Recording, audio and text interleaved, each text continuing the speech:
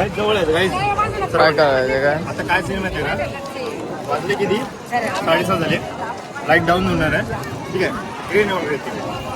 फक्त 10 मिनिटं आहेत. 10 मिनिटात जर काय भेटतंय तर घ्यायचं, नाही तर काहीच नाही. आपलं आता शूटला मतलब आहे. फक्त ना नाईट मोडमध्ये जर आपल्याला काय बाईट्स वगैरे कोणाचे भेटले, म्हणजे कुठे टेन लावून वगैरे बसतात आहे, त्यांचं काय भेटलं तर ते बघूया. भेटलं तर ठीक आहे, बाईट्स वगैरे भेटले तर वर्क करूया त्याच्यावरती.